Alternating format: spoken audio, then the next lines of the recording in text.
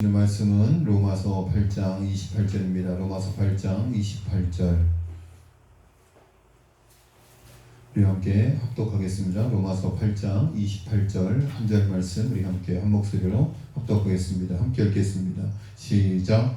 우리가 알거니와 하나님을 사랑하는 자 곧 그의 뜻대로 부르심을 받은 있는 자들에게는 모든 것이 합력하여 선을 이루느니라. 아멘.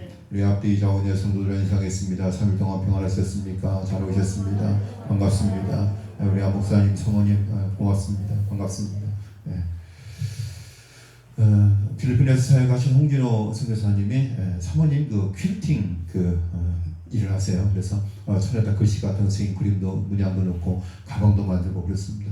저희 사모님한테 선물 하나 보내줬는데 지난번에 몇 달 전에 소포가 하나 왔어요. 필리핀에서 왔는데 이렇게 많은 천에다가 하나님은 늘 오르십니다 라고 글씨를 새겨서 보냈습니다.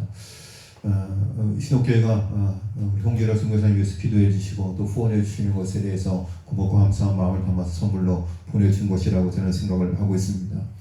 열악하고 힘들고 어려운 선교 현장에서 협력하여 선을 이루어 주시는 하나님의 은혜를 체험한 선교사님의 신앙의 고백이 아닌가 그런 생각을 합니다. 힘들고 어렵지만 늘 하나님은 오르십니다. 지금은 고난과 어려움 가운데 있지만 하나님께서는 결국에 선을 이루어 줄 것을 믿습니다.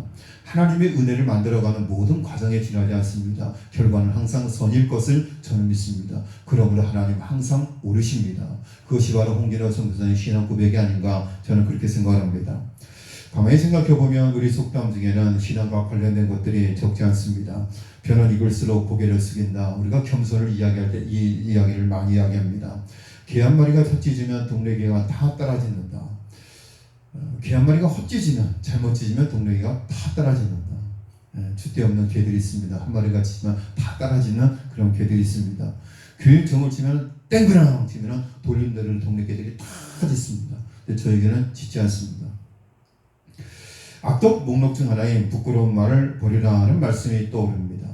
누가 잘못된 말을 전하면 그 잘못된 말이 사실인 것처럼 온 동네에 퍼져나갈 수 있다. 그러므로 말을 조심하라. 친정길은 참때 갈 때 업뺀 길도 흰버섯 들고 새 날듯이 간다. 이런 말이 있어요. 혹시 들어보셨어요? 친정길은 침대 갈 때 업뺀 길도 흰버섯 들고 새 날듯이 간다. 사뿐사뿐 새가 날아가듯이 친정집에 간대요. 친정집에 가는 게 왜 그렇게 밝았고 발이 가볍고 기쁘고 행복한가 그렇게 비유합니다. 이 속담은 예배의 자리로 나아가는 마음가짐에 대해서 생각하게 합니다. 수요예배 나올 때 마치 친정집 가는 것처럼 가벼운 발걸음으로 할렐루야 날듯이 주 앞으로 나온 여러분들을 주님의 이름으로 환영하고 축복합니다. 여러분 그렇게 오셨잖아요.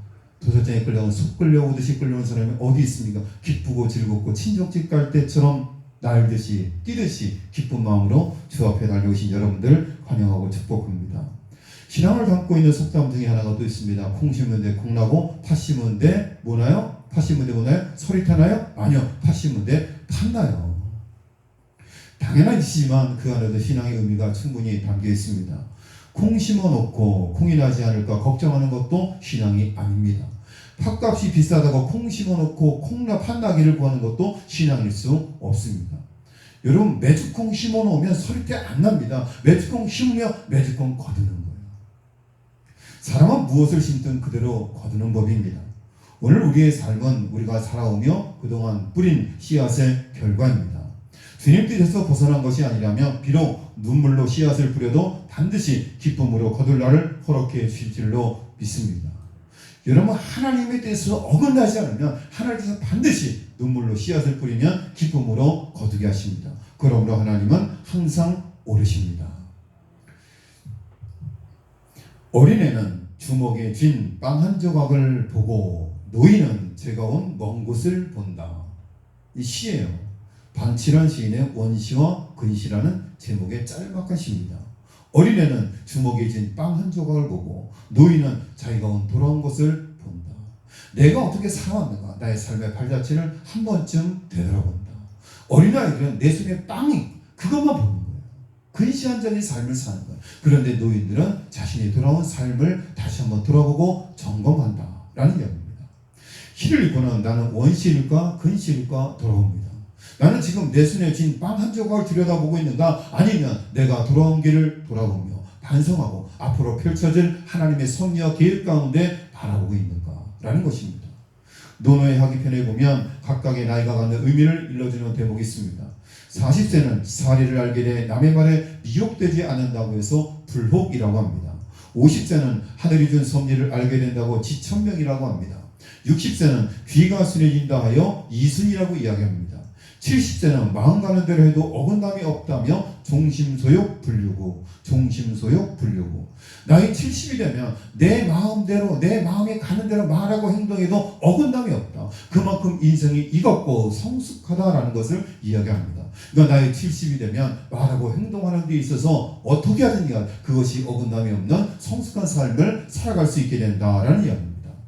그러고 보면 너는 도대체 언제 철들 거니?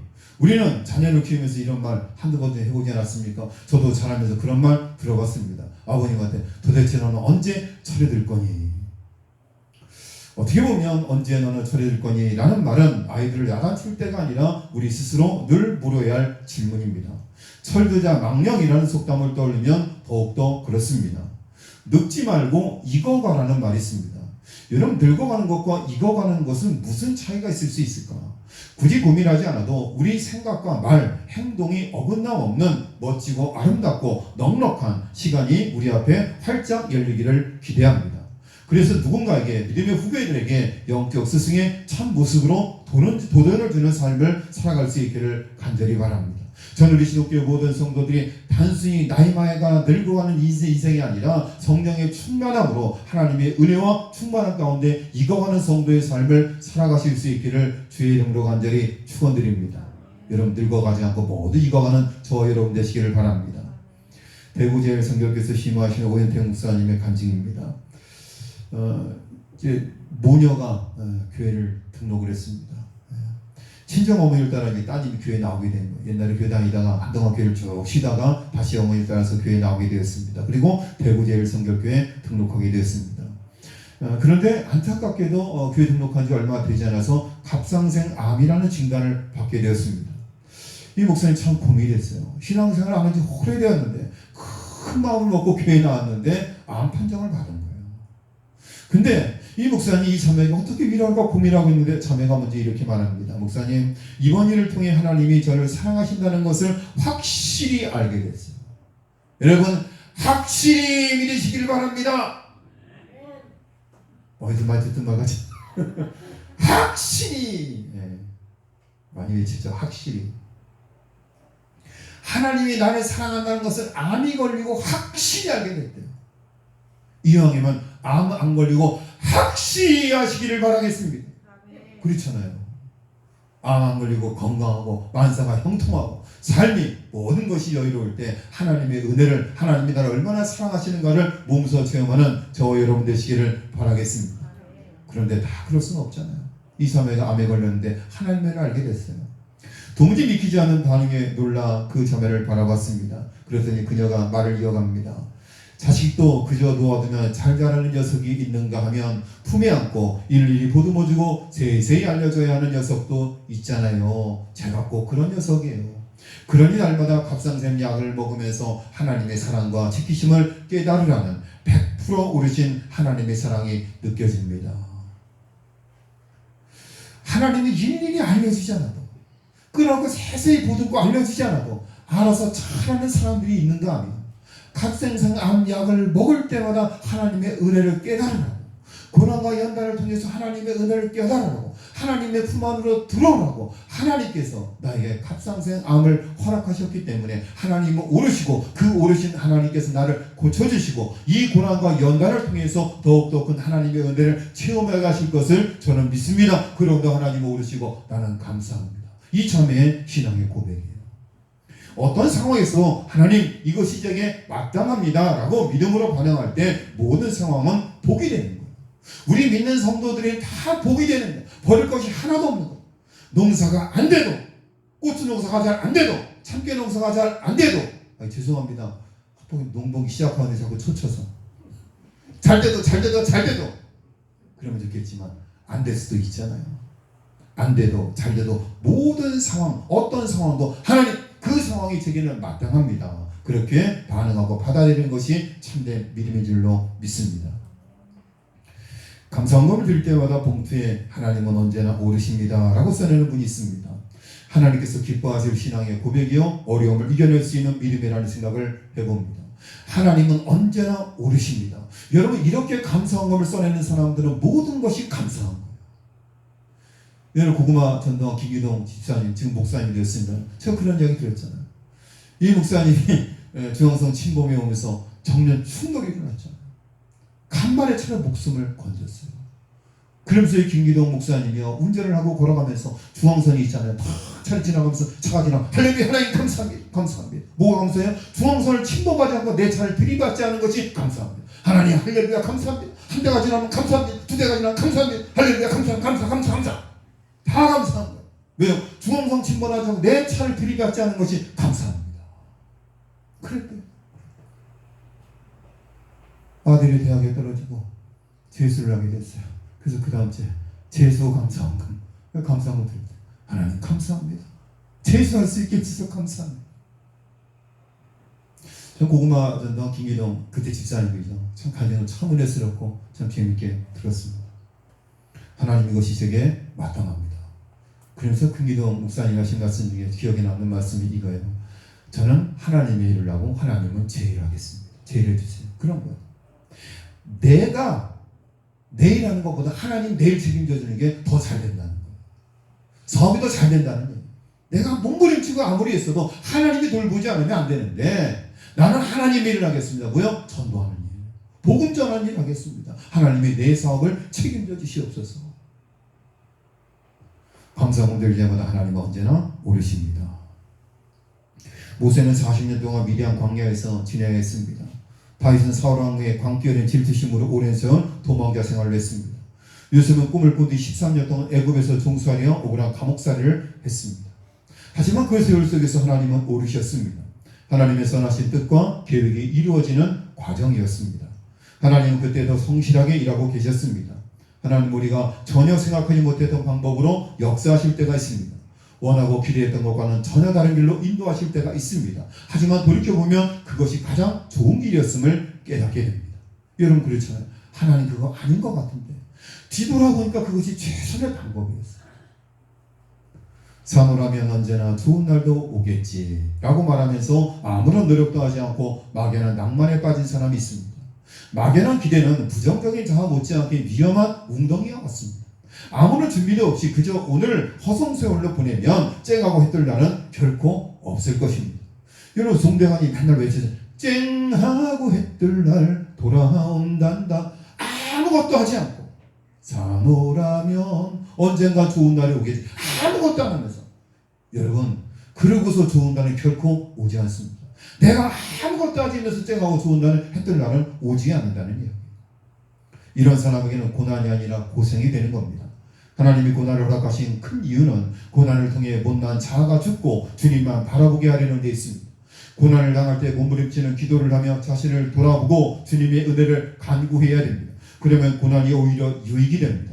우리 모든 성도들의 삶 가운데 고난도 유익으로 바꾸시는 하나님의 섭리와 은혜를 삶을 통해서 체험할 수 있는 저와 여러분 되실 수 있기를 간절히 축원합니다. 많은 사람들에게 예수님의 향기를 전했던 그 청년 바보 의사 책도 있습니다. 안수현 씨 이분이 세상을 떠났을 때 많은 사람들이 그를 슬퍼하며 그를 기억하고 슬퍼했습니다. 어느 후배 글입니다. 이 안수현 씨의 후배가 쓴 글이에요.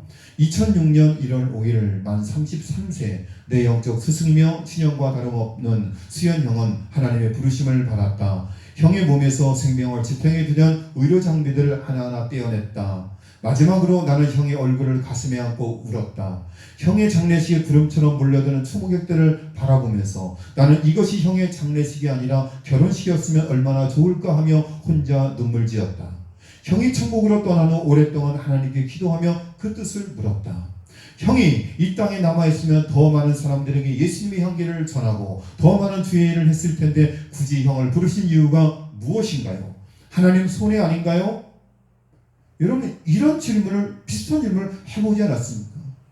여러분 목회를 하면서 아직도 감당해야 될 사명이 많고 아직도 해야 할 일이 많은 믿음의 일꾼들을 하나님이 데려가실 때마다 목회자들은 피덩거립니다. 하나님 왜 굳이 지금 데려가십니까? 아직도 힘있게 하나님의 사명을 감당하고 우리 장로님, 집사님, 권사님 해야 될 사명이 많이 있는데 왜 데려가셨습니까? 남겨두는 것이 하나님께 유익 아닌가요? 하나님 손해 아닌가요? 마찬가지로 이 수연 형제의 동생도 후배도 그렇게 하나님 앞에 항변하듯이 기도했습니다. 너무 궁금해서 미칠 것만 같았다. 아직도 확실하게는 잘 모르겠다. 하지만 하나님이 하시는 일은 참이다라는 결론을 내린다. 예수님이 이 세상에 오신 것 그리고 돌아가신 것도 이성적으로는 이해할 수 없지만 그것이 하나님의 엄청난 구원의 역사의 핵심이 된 것 같이 형의 지금도 그렇다고 믿는다. 예수님이 이 땅에 오셔서 십자가에 못 박아 죽으신 것도 나는 이해할 수 없는 일이다. 그러나 결국 그 십자가의 죽으심으로 온 인류가 구원받았다. 엄청난 구원의 역사가 일어났다. 마찬가지로 수연형의 죽음도 그와 같을 것이라 나는 믿는다. 내 상식으로는 이해가 되지 않고 받아들이기 어렵지만 그럼에도 불구하고 하나님은 참이시고 하나님은 옳은 분이기 때문에 하나님과 섭리와 계획이 있어서 수연형을 데려가셨음을 나는 믿고 위로받는다. 이해하기 힘든 상황 속에서도 하나님은 참이시다는 결론을 내릴 수 있는 것이 진정한 믿음이 아닐까. 믿는 것과 이해하는 것은 항상 같지 않습니다. 유한하고 무지무능한 우리가 무한하시고 전지전능하신 하나님의 뜻과 섭리를 어떻게 모두 이해할 수 있겠습니까? 여러분 다 이해가 되십니까? 여러분 성경의 역사가 다 납득이 되시고 이해가 되시고 공감이 되십니까? 여러분의 신앙의 삶의 여정을 밟아오시면서 만났던 모든 고난과 어려움들, 참되고 즐거웠던 모든 상황들 가운데 이 모든 것이 하나님의 뜻이었고 하나님의 섭리였음이 믿어지고 여러분 감사하는 마음이 생기십니까? 때로는 이해가 되지 않고 납득이 되지 않지만 하나님께서 결국에 합력하여 선으로 이끌어 주실 것을 믿는 믿음으로 이해하고 납득하고 받아들이고 수용하고 하나님 옳습니다라는 믿음을 갖고 지금까지 살아오신 분들이 바로 시동교회 성도님들 아니신가요? 저는 그렇게 믿습니다. 목사님, 장로님, 원사님들 고난이 없습니까? 여러분 예수를 믿어도 아픔이 있습니다. 어려움이 있습니다. 기도를 많이 해도 환난과 고통과 어려움이 있습니다. 그럼에도 불구하고 기도를 쉬지 않고 새벽 예배 자리를 떠나지 않고 예배 자리를 떠나지 않고 성도의 본분을 다하고 끝까지 믿음의 길을 달려가는 성도님들을 통해서 여러분 무엇을 보고 느끼십니까? 하나님은 참이심을 알기 때문에 믿고 가는 거예요. 신앙생활을 알고 가는 게 아니라 믿고 가는 거예요. 여러분 믿으니까 가는 거잖아요. 지금은 힘들고 어렵지만 내 기도의 소원과 제목 하나도 이루어진 것 없지만 하나님께서 결국에 합력하여 선을 이루어 주실 것을 믿는 믿음을 갖고 가시지 않습니까?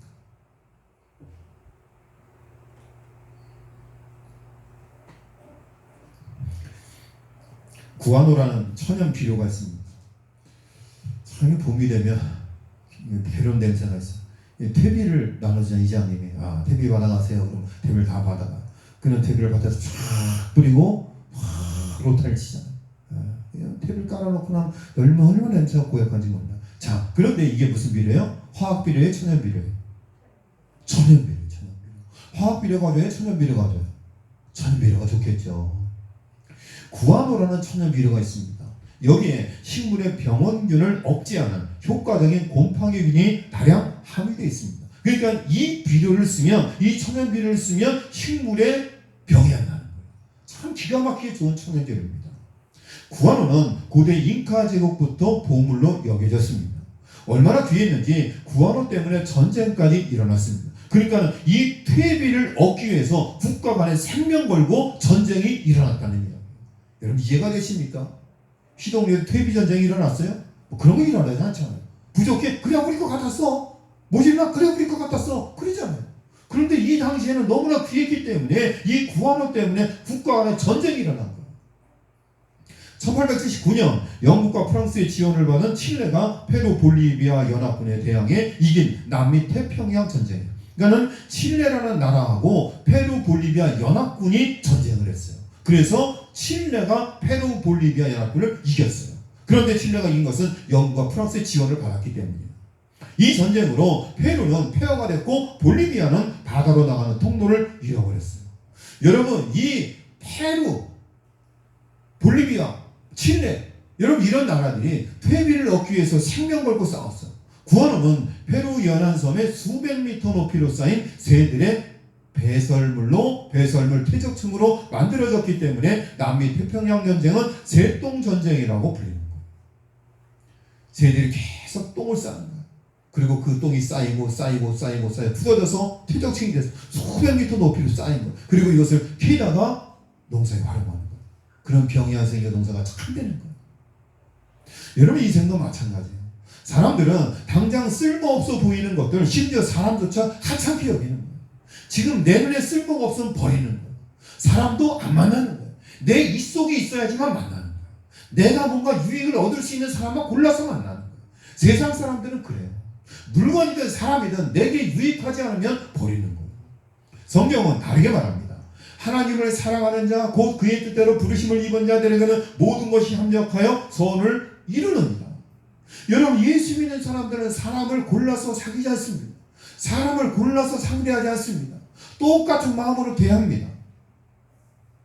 새똥을 치우는 일은 누구나 할 수 있습니다. 그러나 이를 쓸모있는 것으로 보는 안목과 유용하게 사용하는 실력은 아무나 갖지 못합니다. 여러분, 영적인 안목이 열릴 때만이 쓸모없는 것도 유익한 것으로 바꿀 수 있고, 이 사람이 지금은 부족하지만 결국에 영적으로 유익하고 하나님 나라 확장을 위해서 필요한 일꾼이라는 것을 영적인 안목으로 바라보며 그를 존중히 여기는 눈도 안목 있는 사람만이 바라볼 수 있다는 거예요. 하나님의 은혜와 하나님의 섭리와 은혜 안에 있는 모든 것이 선이 됩니다. 순응하는 인생뿐만 아니라 역경과 고난도 하나님이 우리에게 허락하신 삶의 일부입니다. 하나님 우리가 만나는 순풍과 역풍을 모두 사용해 일하십니다. 합력하여 선을 이루십니다. 이런 글이 있습니다. 탁구공아, 몸집이 작다고 움츠러들지 마라. 덩치는 아무것도 아니란다. 상처 꿰맨 자국이 울퉁불퉁 남아있는 야구공, 가슴에 구멍이 3개씩이나 뚫린 볼링공, 이놈 저놈의 발에 차여 흙투성인 축구공, 중하승량, 몸집이 클수록 상처도 크고 능력이 클수록 고민도 크고 곡간이 클수록 외로움도 큰 거란다. 정철이라는 사람이 쓴 한 글자에 나오는 구절입니다. 옹이 없는 모과 열매는 없듯이 모두 저마다의 아픔과 상처가 있습니다. 작은 덩치는 그만큼의 아픔이, 큰 덩치는 몸집만큼 아픔도 큽니다. 그런데 참 역설적인 것은 세상에 곱고 아름다운 소리는 모두 상처 입은 몸을 통과하면서 나온다는 것입니다. 철사슬로 칭칭 동여맨 몸선을 때려 소리내는 피아노, 가슴에 구멍을 내서 소리를 내는 첼로와 바이올린, 비비꼬인 몸에서 춤추듯 소리내는 호른과 트럼펫. 여러분, 현악기, 관악기, 목관악기, 금관악기, 이 모든 악기들은 자기 몸에 상처를 내고 구멍을 내고 서로 칭칭 동여맨 그것을 통해서 아름다운 선율이 나온다는 이야기입니다. 모두들 저마다의 상처를 입은 몸이지만 위대한 예술가의 호흡이 닿으면 아름다운 음을 내는 것입니다. 여러분, 살아오는 그런 모든 과정 속에서 그런 구멍들의 상처와 아픔이 있잖아요. 눈물이 있잖아요. 그런데 그 몸과 마음과 그의 인생이 하나님의 손에 붙들리가 되며 그 인생은 아름다운 찬양의 소리로 바뀌어지는, 아름다운 영광을 올려드릴 수 있는 아름다운 인생으로 변화되어지는, 바라기는 우리 시동교회 모든 성도들의 인생의 그 상처와 아픔이 주님의 손에 붙들린 바 되어서 여러분의 인생에 나오는 소리를 통해서 치유의 역사가 일어나고 하나님의 복음이 증거되며 하나님의 놀라운 역사가 창조되는 저 여러분의 인생이 되실 수 있기를 바랍니다. 여러분, 아픔이 나의 부정적인 자아를 만나면 독이 되는 거예요. 그렇죠? 아픔이 나의 부정적인 자아, 늘 불평불만밖에 나오지 않아요. 그런 인생과 만나면 독이 되는 거예요. 나의 아픔이 최고의 예술가이신 하나님을 만나면 하늘의 음악이 되는 거예요.